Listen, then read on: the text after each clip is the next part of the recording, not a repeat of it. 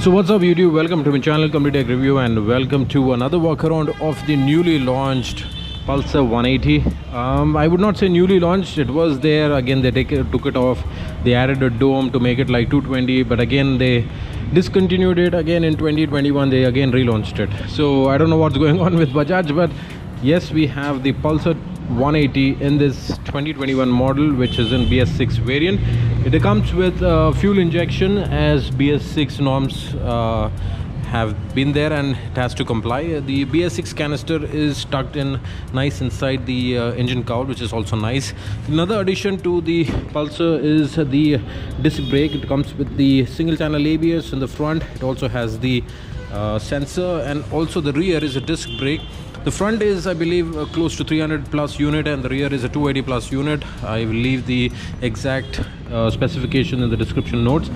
It has the famous acclaimed DTSI engine, which is 180cc, delivers roughly around 17 to 18 PS of power, has twin horn, which is also nice for this segment of vehicle.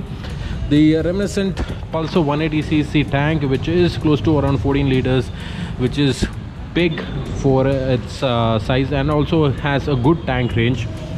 The tank shrouds are also really nice. The tank extension is also really nice, and the graphics also is done very nice. The similar kind of graphic goes on the engine cowl, so it's also very nice.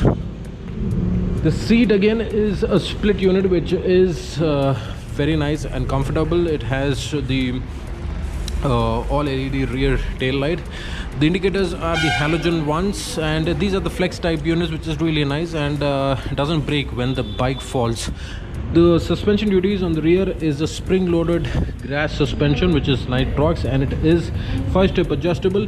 The front is a beefier 37mm front hydraulic suspension, which is also nice. It also has this side reflectors, which is good.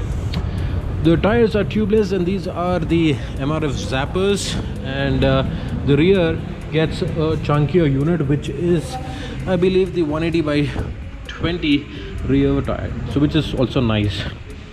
So the exhaust pipe has the side heat plate, which is in silver. There's also one side plate over here, so that's nice. On the engine, on the tank, you have the tank rubber, which is good, and this side you get to see that the famous twin spark ignition system. It also has 5-speed gearings. The gearing is 1 down and all up. The gearing is also very precise and also very smooth.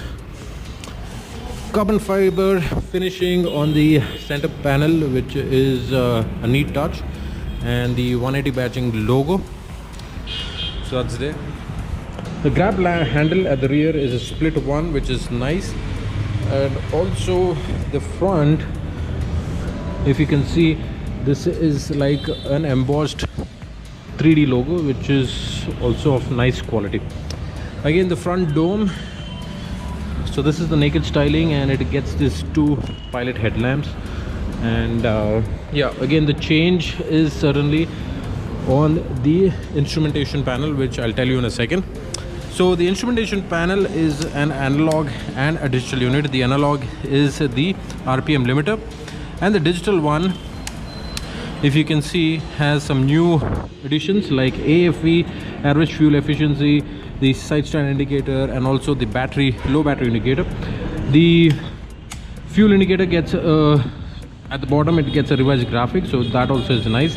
ABS logo, and also has the FI system indicator and also the RPM limiter, so which is nice touch. The switchgear quality, again acclaimed of Bajaj. These are backlit and are of good quality. It also has the high beam flasher, which is a welcome addition.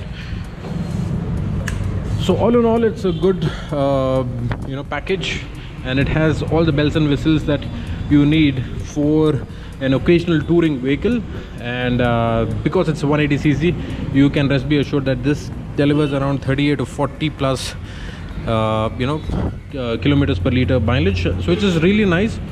And again, Bajaj quality is also is really nice, and also this after sales service also is very low. So if you are in the market and considering for entry level beginners touring vehicle, I guess there are two options. One is this one and the other one is the 220. So both are in a price difference of around 15 to 20,000.